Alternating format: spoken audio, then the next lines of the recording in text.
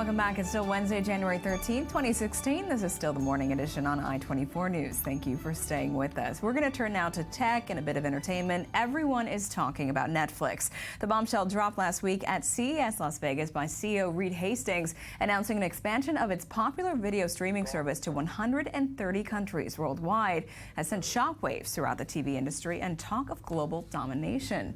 With a growing portfolio of original content hits such as House of Cards and Jessica Jones, and with the service being accountable for almost a third of all web traffic in the U.S., Netflix was already considered a major disruption in television's traditional business model.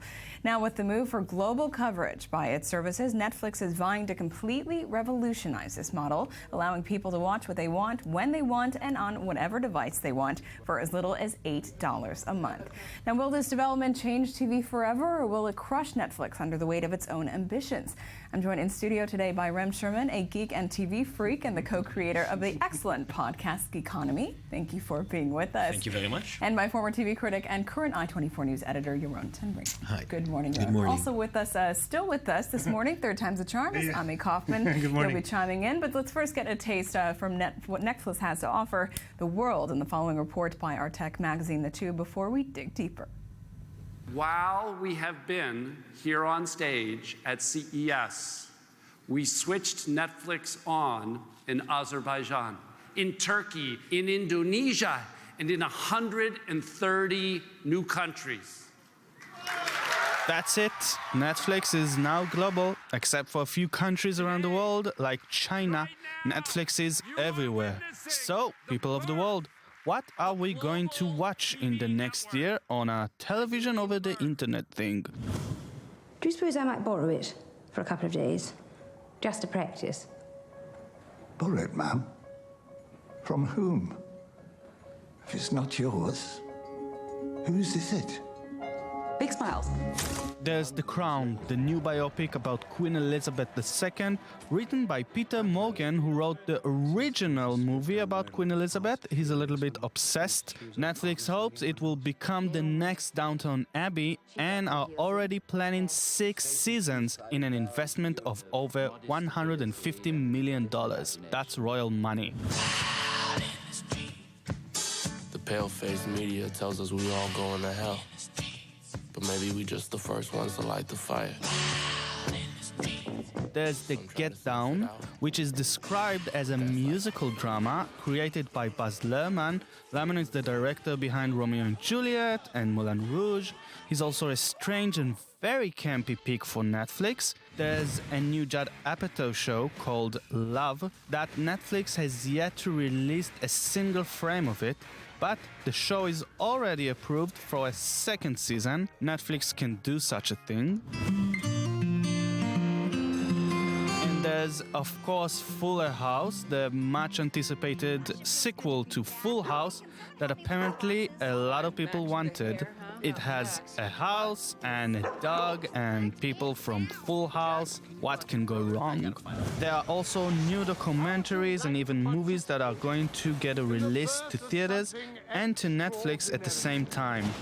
I think you'll find the information on the senator to be invaluable. It looks like Netflix is just everywhere, and they are even buying Korean soap operas. They won't settle for less than world domination. World domination. So, Rem, let's talk about that world domination.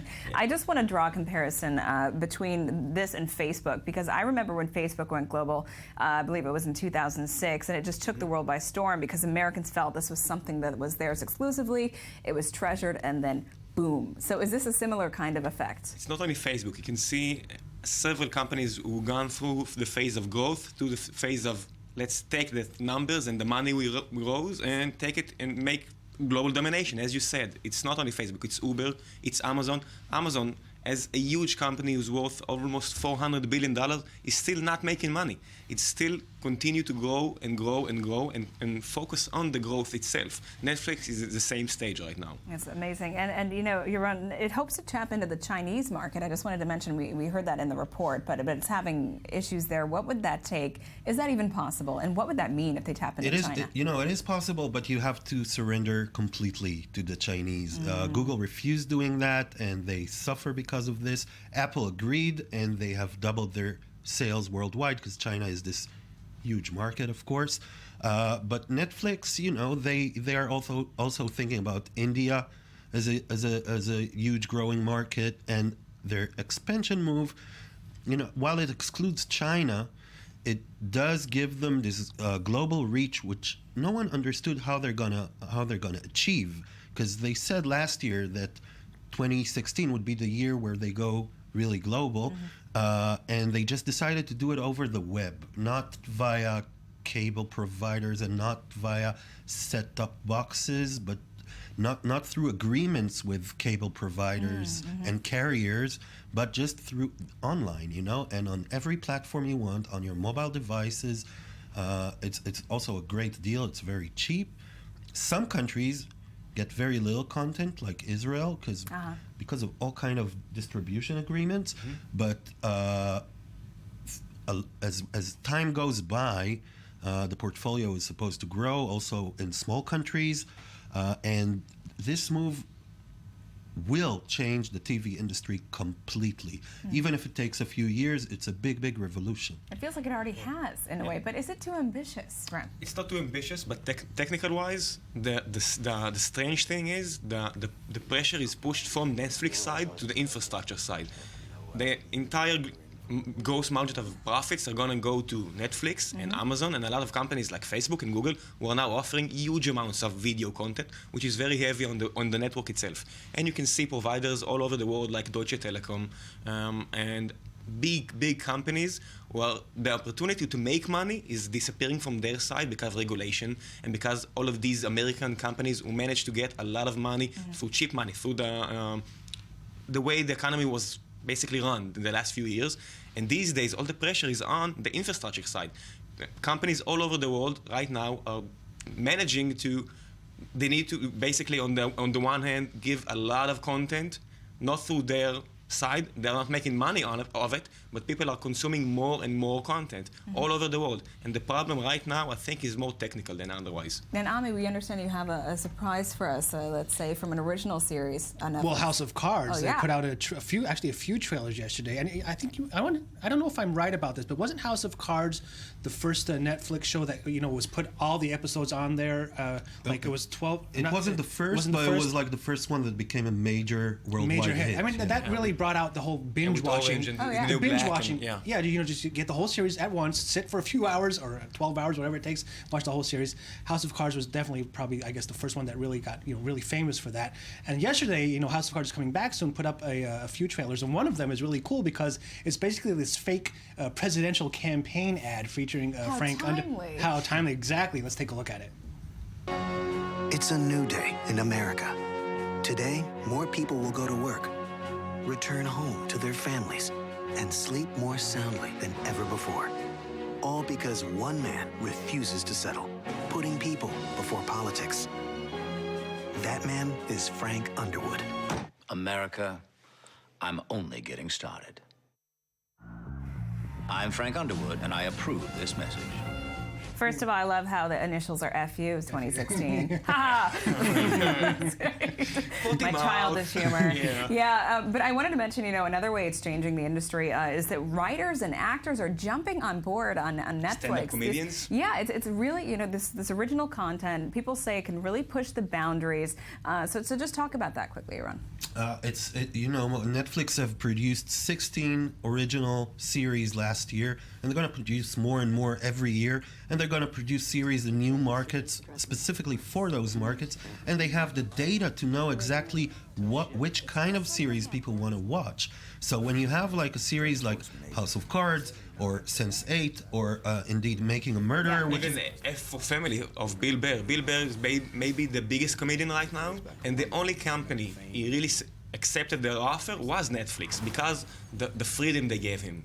Wow. Well, it really seems that Netflix is moving on up. It really to does the east seem. Side. China. Oh yeah, that's right. If it could get into China, that would be fabulous. That'd for them. be checkmate. And people would be very happy there, wouldn't they? Well, Yaron and Rem, thank you so much for being here. Thank you. We're staying in studio here with Ami.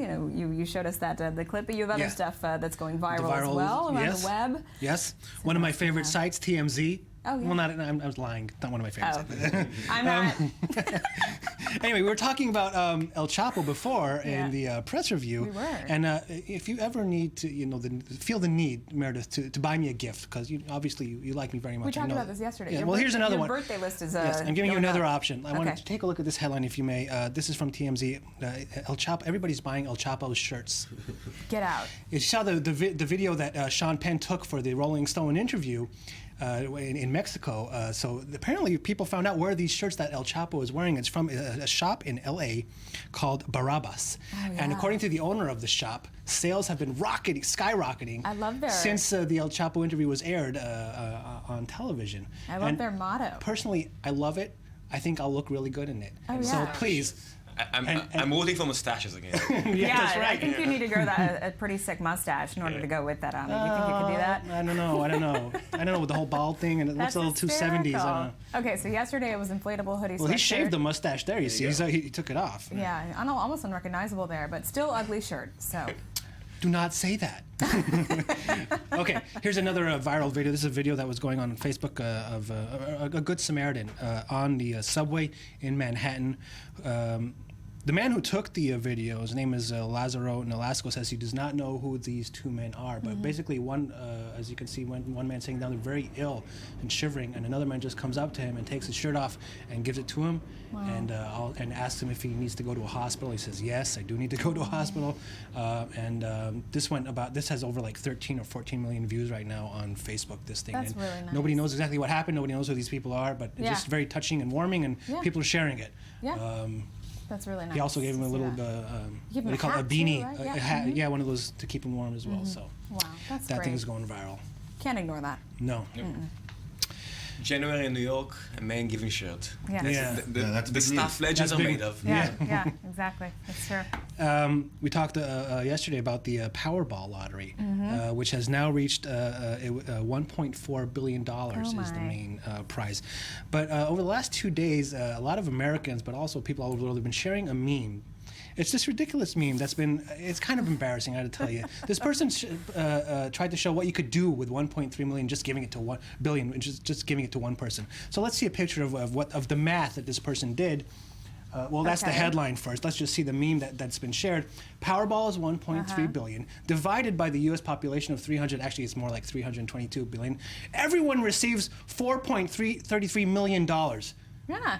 Yeah, right? Poverty solved. Everybody should share that. Well, I'm sorry, person. Basic math, all right? Yeah, huh? It's horrible math. Yeah. Actually, everybody receives about $4, $4.3. Meredith, millions of people, this is the end of society for me. Millions of people have shared this on Facebook saying, yes, this is what we should do with that Powerball money instead of just giving it away to one person. It's like when someone covers a classic rock song and they think that that's their original song, the new artist, and they just, it's just sacrilegious. For me, this is worse. I mean, it's everybody receives $4 million. Come on, just look at them. It's not gonna All right. Okay. We have time for another trailer that came out yesterday, one of my favorite shows. We do. Okay, great. X-Files is coming back. Mulder and Scully.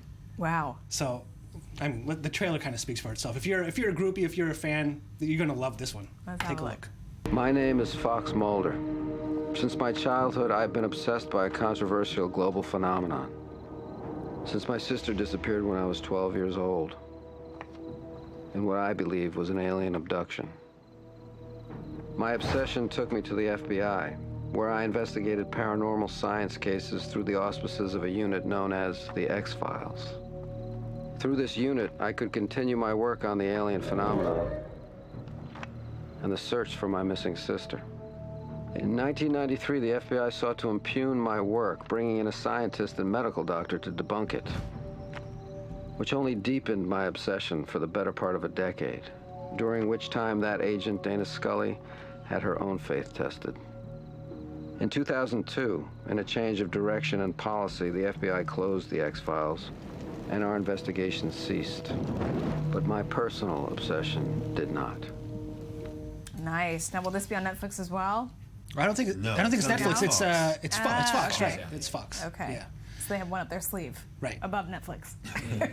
Speaking of Fox, Yeah. Rupert Murdoch. Is getting married for the fourth time, with Jerry Hall, 59-year-old marrying an 84-year-old media mogul. Yeah. This is his fourth. It's her first marriage, although she was together with a Rolling Stone star Mick Jagger for about 23 years and had 4 kids with him. But this is they're engaged. Up without a pillow over his head is like a good day. You said it. He said it. See after Jerry Hall sleeps with them. Yeah. Okay. Bad joke. Thank you all very much for being here, Rami. Thank you so much for